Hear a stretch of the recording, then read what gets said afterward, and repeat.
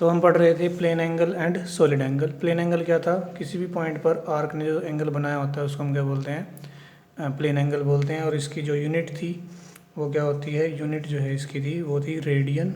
ऐसा unit radian, radian symbol क्या था, RAD, रेडियन। तो इसके बारे में बात हो गई थी। अब थोड़े सॉलिड एंगल के बारे में हमने बात स्टार्ट की थी। If we have an area and it area makes an angle point at some point, this angle made by an area, this is an area, not a length, this is area। Area ने centre के ऊपर किसी भी point के ऊपर जो angle बनाया होता है उसका उस एंगल का नाम क्या होता है, solid angle. Solid angle is the angle made by an area and by an arc और by length, that angle is plane angle. तो अगर लेंथ, आर्क क्या एक लेंथ है, अगर एक लेंथ एंगल बनाती है तो उस एंगल को हम बोलते हैं प्लेन एंगल। और अगर कोई एरिया एंगल बनाता है तो उस एंगल को हम बोलते हैं सॉलिड एंगल। ठीक है, बेसिक डिफरेंस जो है प्लेन एंगल और सॉलिड एंगल का यही है। इसका अच्छा एग्जांपल होता है कोन का जो एंगल होता है हमें देखने को मिलता है कोन के अंदर जो सॉफ्टी टाइप, या फिर जो कोन हम आइसक्रीम वगैरह जो लेते हैं उसमें जो कोन ने जो यहाँ पर एंगल बना रखा होता है that is solid angle. This is an area, ये एरिया है। एरिया जो है कोई भी एंगल बनाएगा तो उस एंगल का नाम क्या होगा, किसी पॉइंट पर सॉलिड एंगल होगा। और इसका जो फॉर्मूला होता है दैट इज़, इसको हम सिग्मा से रिप्रेजेंट करते हैं, that is area upon radius square, area upon radius square. This is solid angle का फॉर्मूला है ये। और इसकी जो यूनिट होती है, ऐसा यूनिट जो होती है that is T radian. T radian जो है, टी रेडियन इसकी ऐसा यूनिट है। और इसका जो सिंबल होगा वो होगा SR is the symbol for the T radian. तो ऐसा यूनिट क्या है, सॉलिड एंगल की टी रेडियन, प्लेन एंगल की रेडियन। और कल हमने जो है इसकी बात भी की थी कि 1 डिग्री इज इक्वल टू क्या होता है, π/180 रेडियन। ये भी हमने जो एक रिलेशन देखा था, ठीक है, कि डिग्री को रेडियन में कैसे कन्वर्ट करते हैं। क्योंकि जनरली हम जो प्लेन एंगल की यूनिट यूज़ करते हैं रेडियन, डिग्री करते हैं, लेकिन ऐसा ही ने क्या बताइए, रेडियन। तो रेडियन और डिग्री का ये रिलेशन है। ऐसे ही सॉलिड एंगल की जो ऐसा यूनिट होती है दैट इज़ टी रेडियन। और इसका जो फॉर्मूला होता है that is area upon radius square, area upon radius square. और ऐसा यूनिट टी रेडियन जिसका सिंबल क्या है, SR है। ठीक है, तो ये दो भी फंडामेंटल यूनिट्स ही कह सकते हैं इनको। बेसिकली इनका नाम होता है सप्लीमेंट्री यूनिट्स, बिकॉज ये जो है बाद में 7 यूनिट्स देने के बाद इनको जो है डिसाइड किया गया था कि भाई ये भी फंडामेंटल ही हैं, लेकिन इनको हम जो है उस टेबल में अब दोबारा से उसके साथ छेड़छाड़ नहीं करना चाहते थे, इसीलिए इनको जो है अलग से नाम दे दिया गया। भाई सप्लीमेंट्री यूनिट्स भी होंगी, क्या होंगी वो, रेडियन और टी रेडियन होंगी। और क्वांटिटीज कौन सी होंगी, plane angle and solid angle. ठीक है, तो ये थे प्लेन एंगल और सॉलिड एंगल और 7 फंडामेंटल क्वांटिटीज़ एंड उनकी यूनिट्स और सिम्बल्स। अब हम इस चैप्टर के सबसे इंपॉर्टेंट पोर्शन की तरफ चलते हैं, जिसका नाम है डायमेंशंस ऑफ फिजिकल क्वांटिटीज़। तो नेक्स्ट हमारा टॉपिक है डायमेंशंस ऑफ फिजिकल क्वांटिटीज़। अब डायमेंशंस का मतलब क्या है, डायमेंशन किनको बोलेंगे। तो सबसे पहली बात तो यहाँ पर जो है जो 7 फंडामेंटल क्वांटिटीज़ हैं, जो सेवन फंडामेंटल जो हमने पढ़ी थी, 7 फंडामेंटल जो क्वांटिटीज़ हैं हमारे पास,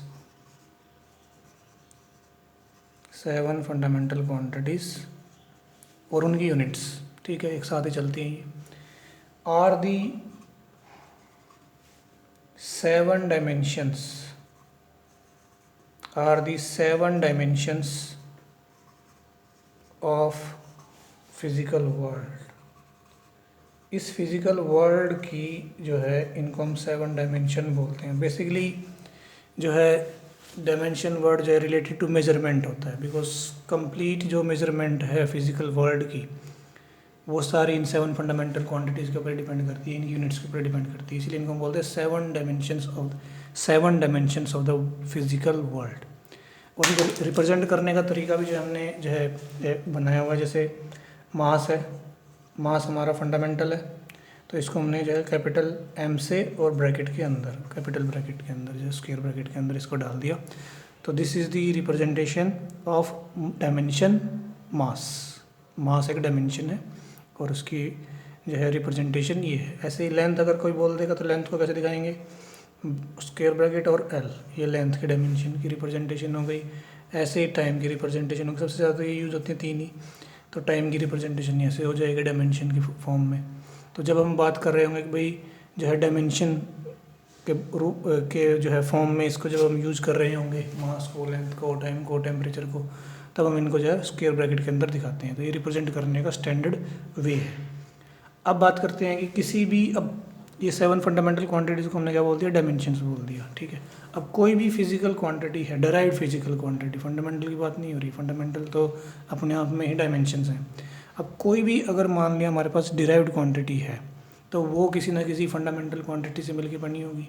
हो सकता है कि एक ही फंडामेंटल क्वांटिटी 2 या 3 बार आई हो, या जो है 2, 3, 4 कुछ फंडामेंटल क्वांटिटीज ने मिल करके एक नई क्वांटिटी बनाई हो, डिराइव्ड क्वांटिटी। तो किसी भी डिराइव्ड क्वांटिटी के अंदर फिजिकल फंडामेंटल फिजिकल क्वांटिटीज जो हैं वो कितनी बार आई हैं, कितनी बार जो है रिपीट हुई हैं या नहीं हुई है, कितनी बार आई हैं, ठीक है।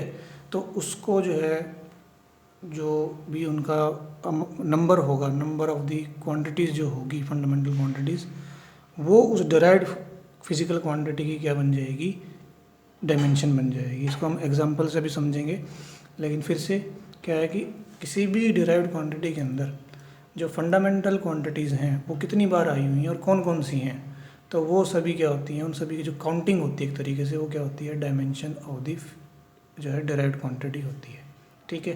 तो पहले हम जो है डेफिनेशन लिखेंगे कि डेफिनेशन क्या होगी dimensions of a physical quantity की, और उसके बाद फिर जो है हम उसके एक दो एग्जांपल करेंगे। तो पहले हम लिखते हैं कि what is the definition of the dimensions of physical quantity. Physical quantity कौन सी, डायरेक्ट फिजिकल क्वांटिटी। तो डायमेंशंस जो है, dimensions of a physical quantity, physical quantity, dimensions of a physical quantity are the powers, are the powers, are the powers to which, are the powers to which the fundamental, the fundamental, the fundamental quantities, the fundamental quantities, the fundamental quantities must be, the fundamental quantities must be raised, must be raised to represent, to represent the quantity, that quantity, that quantity completely, that quantity completely. किसी भी derived quantity को, अब यहाँ पर मैंने बताया physical quantity का मतलब कौन सी क्वांटिटी है, केवल और केवल derived quantity, not the fundamental अपने आप में ही डायमेंशंस कहलाती हैं। तो किसी भी फिजिकल डिराइव्ड क्वांटिटी की, ठीक है, कि जो रिप्रेजेंटेशन होती है, ठीक, कोई उसका जो फॉर्मूला होता है उसके अंदर जो है फंडामेंटल क्वांटिटीज़ की जो पावर होंगी, क्योंकि वो जो पावर होंगी वो क्या बताएंगी कि भाई एक फंडामेंटल क्वांटिटी कितनी बार आई है, कैसे आई है, किस तरीके से रिप्रेजेंट कर रही है इस डिराइव्ड क्वांटिटी को। The powers to which the fundamental quantities must be raised to represent that quantity completely. अब इसको हम एक जो है फॉर्मूले से समझते हैं, एक एग्जाम्पल से समझते हैं, कैसे जैसे करेंगे। जैसे हमने देखा था कि एरिया, जो एरिया है एक क्या है, area is a basically area is a derived quantity, volume is a derived quantity, speed is a derived quantity. इनको देखते हैं हम कैसे जो है लिखते हैं। एरिया लिखते हैं, एरिया, एरिया जो हमारे पास क्या होता है, लेंथ इनटू ब्रेथ, तो उसका जो है लेंथ इनटू ब्रेथ, इसका फॉर्मूला है, ठीक है। अब लेंथ जो है, लेंथ क्या है, फंडामेंटल, ब्रेथ भी, ब्रेथ से लंबाई है और ये चौड़ाई है, चौड़ाई भी क्या एक तरीके की है तो लंबाई ही ना, ठीक है। क्योंकि लेकिन क्या होता है कि कई बार लंबाई और चौड़ाई जो अलग अलग होती हैं, तो एक को लंबाई बोल दे, एक को चौड़ाई बोल दे, है तो लेंथ ही, ये भी लेंथ है, ये भी लेंथ है, तो इसीलिए ये फंडामेंटल है। इसको हम क्या करेंगे, इसकी अपनी डायमेंशन से रिप्रेजेंट करेंगे, length is a fundamental quantity. ऐसे ही ब्रेथ, ब्रेथ भी क्या है, ब्रेथ भी एक लेंथ ही है, तो उसका भी क्या आएगा डायमेंशन, तो एल का ही रहेगा। It is also a fundamental quantity. तो क्या बन गया ये, it is equal to L square bracket और उसका जो है पावर 2। तो हम क्या कहेंगे कि यहाँ पर एरिया फॉर डिराइव्ड क्वांटिटी हो गई। Area has 2 dimensions in length, इसको क्या पढ़ेंगे, area has 2 dimensions in length. तो इस तरीके से जो है ये इसका जो है डायमेंशन की फॉर्म में रिप्रेजेंटेशन होगा इसका एरिया का, एल स्क्वायर। एल क्या है, फंडामेंटल क्वांटिटी। कितनी बार आई हुई है, 2 बार आई हुई है। तो ये जो पावर है ये बता रही है हमें कि जो है इसकी डायमेंशंस क्या हैं, एरिया के अंदर लेंथ की डायमेंशन क्या है। लेंथ की डायमेंशन 2 है, तो area has 2 dimensions in length. और ये जो रिप्रेजेंट करने का तरीका है एरिया को, हम भी ऐसे लिखेंगे एरिया को ऐसे, तो इसको हम बोलते हैं this way is known as dimensional formula, क्योंकि डायमेंशन को रिप्रेजेंट कर रहा है, इसीलिए इसको बोलते हैं डायमेंशनल फार्मूला। और ये जो वर्ड है ये बड़ा ही इम्पोर्टेंट है, क्योंकि एग्ज़ाम में डायमेंशनल फार्मूले ही आते हैं सबसे ज़्यादा इस चैप्टर से। और अगर और कुछ आता है और कोई क्वेश्चन आता है तो वो भी सारा का सारा किसके ऊपर बेस्ड है, सारा का सारा डायमेंशन के ऊपर ही बेस्ड है। तो डायमेंशनल फार्मूले के ऊपर ही बेस्ड है। तो dimensional formula is very important. तो एरिया का क्या हो गया, एल स्क्वायर। ऐसे ही हम जो है और भी लिख सकते हैं। तो ये पावर बता रही है, जैसे डेफिनेशन में लिखा था कि पावर्स जितनी बार आएंगी, पावर्स हमें बताएंगी कि भाई डायमेंशंस कितनी हैं, तो तभी कम्प्लीटली रिप्रेजेंट होगा। तो नेक्स्ट है हमारे पास जैसे वॉल्यूम का है। वॉल्यूम, अगर हम वॉल्यूम की बात करते हैं तो वॉल्यूम में क्या हो जाएगा, length into breadth into height volume. तो अब इसमें जो है लेंथ की डायमेंशन, लेंथ क्योंकि ब्रेथ भी क्या है अपने आप में लेंथ है, और हाइट भी क्या है, लेंथ ही तो है, तो इसीलिए जो है ये एल ही आएगा, तीनों एल आएंगे। और ओवरऑल ये क्या बन जाएगा, एल की पावर 3, ठीक है, एल की पावर 3। तो it is a direct quantity, length is the fundamental quantity, और वो कितनी बार आई है, 3 बार। तो हम लिखेंगे कि volume has 3 dimensions, volume has 3 dimensions in length, volume has 3 dimensions in length. Volume के अंदर जो लेंथ है वो कितनी बार आई है, 3 टाइम्स आई है, 3 बार आई हुई है, तो वो उसकी डायमेंशन हो जाएगी। तो लेंथ की डायमेंशन इसमें कितनी है, 3 है। तो वॉल्यूम की डायमेंशन क्या होगी, लेंथ 3 टाइम्स, ठीक है। And this is the dimensional formula for volume. और डायमेंशनल फार्मूले हम लिखते हैं। डायमेंशनल फार्मूले की जो है प्रैक्टिस हमें करनी पड़ेगी, 2-4 हम यहाँ पर अभी निकाल के दिखा देंगे। उसके बाद फिर जो है क्या होगा, ये एनसीईआरटी के जो बैक पेजेस होते हैं, अच्छे जो पेज हैं, वहाँ पर पूरी लिस्ट दे रखी है सभी डायमेंशनल फार्मूले की। और वैसे भी जैसे जैसे हम चैप्टर करते जाएंगे उनमें डायमेंशनल फार्मूले आगे आते जाएंगे, ठीक है। तो फिलहाल जो है कुछ एक डायमेंशनल फार्मूले और लिखते हैं हम, जैसे स्पीड का। स्पीड क्या होगा, स्पीड क्या होता है, speed is equal to distance upon time,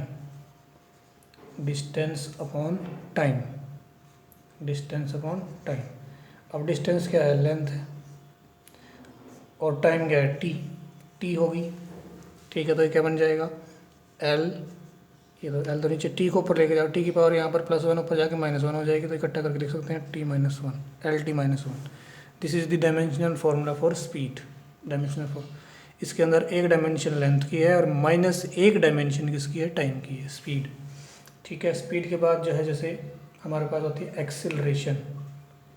acceleration क्या होती है, acceleration is equal to velocity upon time, velocity और स्पीड जो है सेम ही होती हैं काफ़ी केसेस के अंदर। हालांकि ये जो है स्पीड एक स्केलर क्वांटिटी है, ये वेलोसिटी एक वेक्टर है, लेकिन स्पीड और वेलोसिटी का डायमेंशनल फार्मूला सेम है। तो स्पीड का फार्मूला क्या आया था, LT-1, वही वेलोसिटी का होगा, क्योंकि वेलोसिटी क्या होती है, डिस्प्लेसमेंट अपॉन टाइम, डिस्प्लेसमेंट क्या है, लेंथ, और टाइम क्या है, टी है ही, तो लेंथ अपॉन टाइम ही आएगा वेलोसिटी का। तो जो स्पीड का है वही वेलोसिटी का डायमेंशनल फार्मूला, ये टाइम टी हो गया, तो क्या बनेगा, ये एल की पावर 1 है, ये टी ऊपर जाएगा, पावर पहले -1 है, फिर ये ऊपर 1 और जाएगा, -1 फिर से हो जाएगा, तो ओवरऑल क्या हो गया, -1 + -1 इज इक्वल टू -2।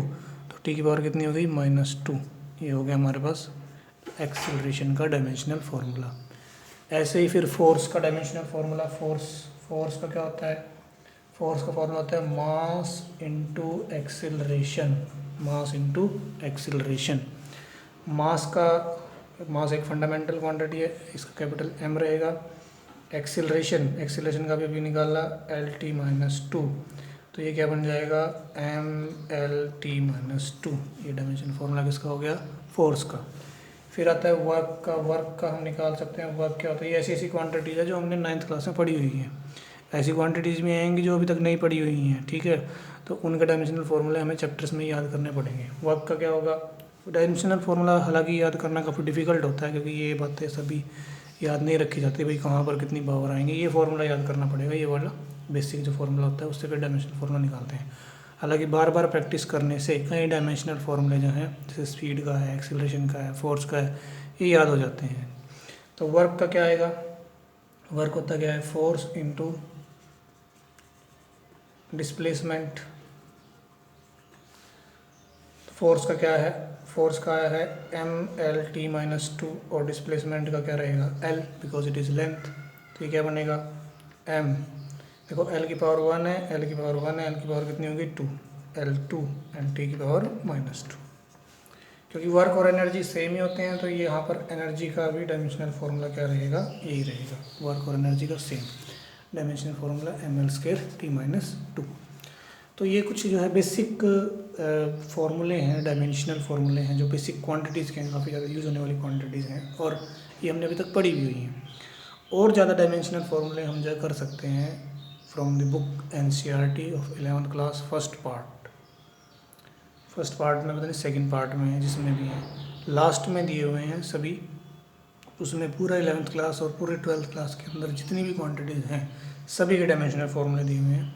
तो जो है वैसे भी जैसे जैसे चैप्टर आते जाएंगे, नई नई क्वांटिटीज आती जाएगी, हर क्वांटिटी का डायमेंशनल फार्मूला हमें पढ़ना है। डायमेंशनल फार्मूला इंपॉर्टेंट है, और इनके ऊपर बेस्ड क्वेश्चंस जो है एग्ज़ाम में ज़रूर आते हैं, तो इसीलिए जो है इनको सीखना बहुत ही इम्पोर्टेंट हो जाता है, ठीक है।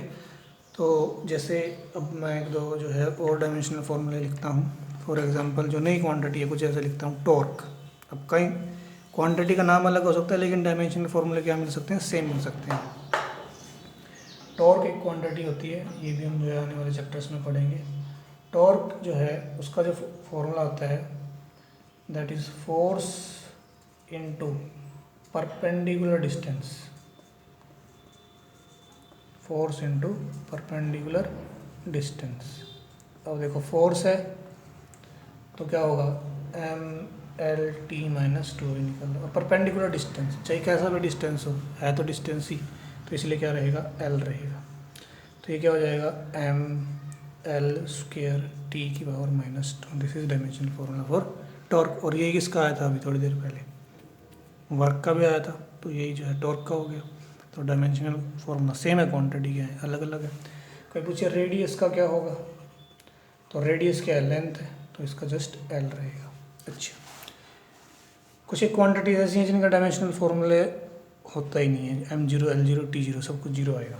जैसे अभी हमने किया था एंगल क्या होता है, आर्क अपॉन रेडियस।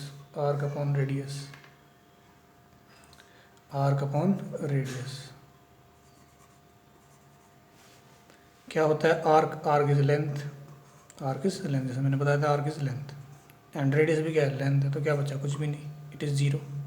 तो ये डायमेंशन लेस है, इसका डायमेंशन ही नहीं है। हालांकि यूनिट है, और एग्जाम में पूछ भी लेता है कई बार कि name the quantity which have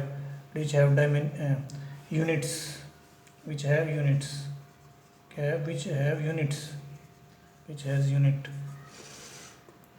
but no dimension. Unit तो है लेकिन डायमेंशन नहीं है। यही है एंगल, ही है यूनिट तो क्या है, रेडियन है, यूनिट क्या है, रेडियन है, और डायमेंशन क्या है, जीरो, कुछ भी नहीं है, M0 L0 T0।